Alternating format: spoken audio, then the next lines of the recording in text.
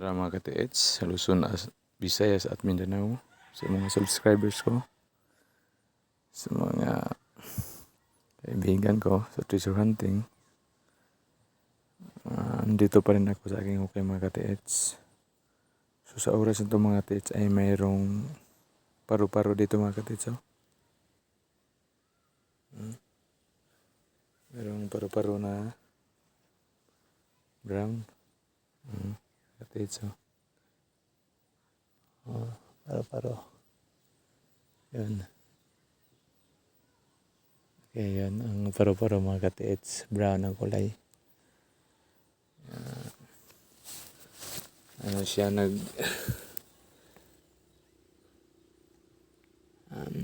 bang ibig sabihin? Nag-rest siya dito mga ka-TH. Ang paru-paro. Rest dito, sandali.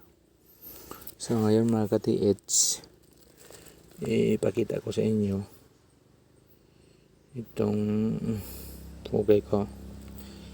Kita ko naman sa inyo. So ang obserbahan ko mga ka-TH ay habang lumalalim sa mga ka-TH ay lalo siyang tumigas mga ka-TH. Pero ang kulay niya, ganun pa rin. Ano ba yung kulay niya mga ka-TH? Pero yung klase ng bato ay lalo siyang tumitigas. Pero ang nakapagtataka mga ka-TH ay in between sa mga ang grano ng bato ay mayroong mga parang mga lupa ito. Mayroon siyang mga lupa in between. So para siyang arrange mga ka-TH, para siyang nag-layer. Pahalang ang posisyon niya mga ka-TH. Layer siya. Matigas mga ka-TH. Gamitin ko ng chisel at saka martilyo. Doon naman sa kabila mga ka-TH yun ay matigas na rin. So bala ko kasi na kaya nga inupinsahan ko na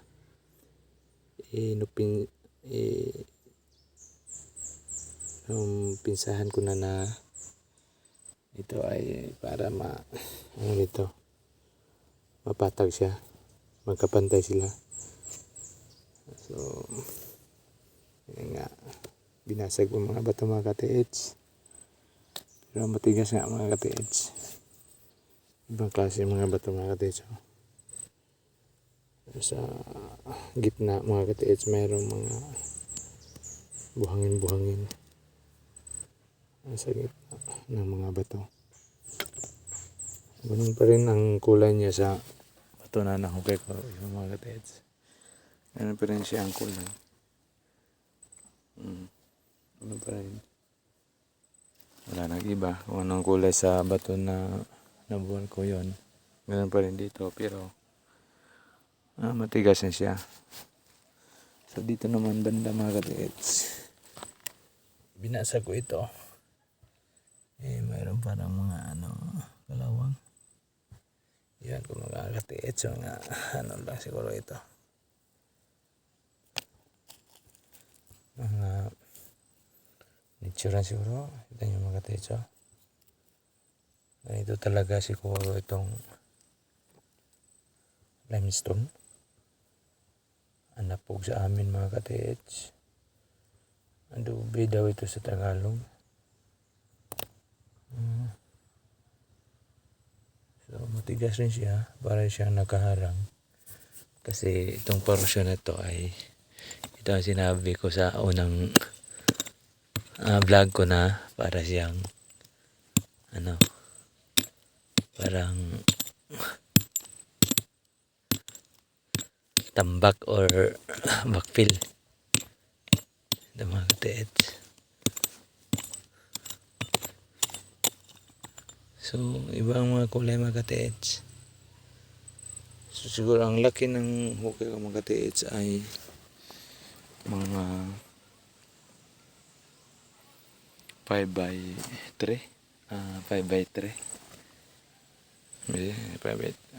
Mga 5x3 feet. Yung kanyang taas patungo doon, 5. Galing dito, 3 lang. So, kailangan ko pang dagdagan ito mga ka-TH para malaki siya, parang lumaki. At yung hindi mantala yung mga galaw ko mga ka-TH. Kasi pag sobrang maliit, pag lumalim na ito, ang mangyari ito mga ka-TH ay mahirapan ako sa pag alis sa mga hinukay ko. So, itong hukay ko mga ka-TH na ito, kung ipagdugtong natin sa hukay na yan, ang lalim niyan at saka lalim nito ay mas lalim pa nga ito. Mas lalim pa ito. Pag maidugtong ko ito, lalo itong lumaki. Pero, nangangailangan talaga ng mataas na oras sa mga ka-TH. Kailangan ng mataas na oras at panahon para maidugtong ko ang butas na yon sa aking butas.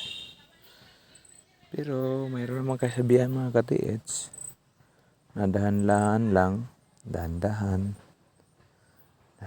lang. Ang importante na laging nandito ka. So mayroon pa ako nakita ito mga ka-TH sa suso. Dito lang sa mga 1 feet dito.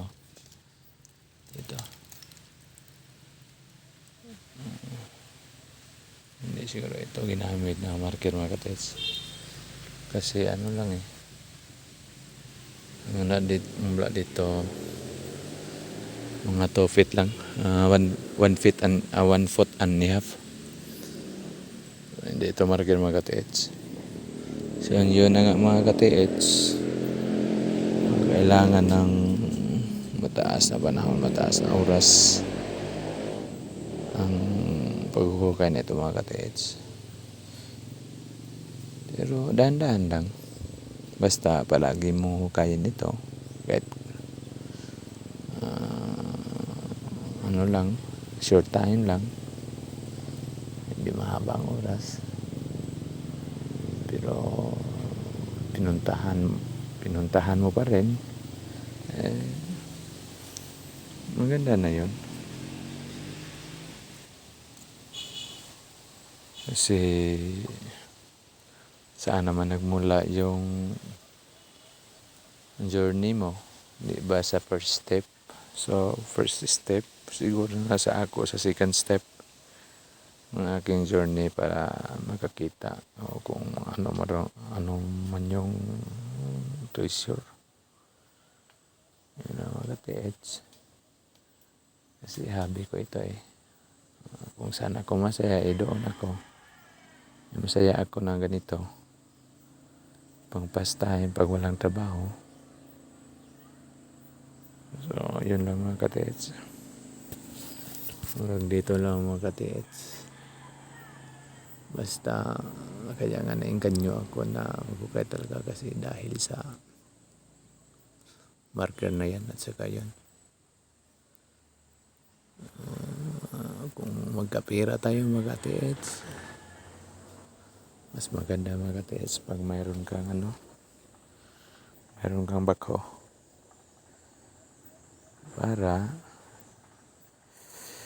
kung hindi ka makakita, nasa gilid ito ng pangpang gawin mo na lang ito na bahay.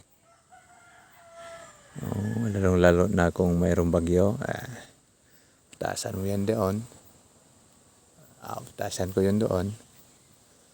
Pagdugtong ko ito, magiging tunnel na ito. At pwedeng gawin na tahanan, temporary shelter kung mayroong mga bagyo. So, yan ang mga ka-TH. So, sana nagustuhan nyo ang aking mga videos mga ka-TH. Yung hindi pa nakasubscribe, pakisubscribe para masundan nyo itong hukay ko. At kung mayroon man kayong mga mungkahi, mga recommendation, okay lang mga ka-TH. Kasi baguhan lang ako. So, huwag natin kalimutan mga ka-TH na safety tayo palagi. At yung palagi kong sinasabi na ang tunay na kayamanan natin kalusugan. Salamat po.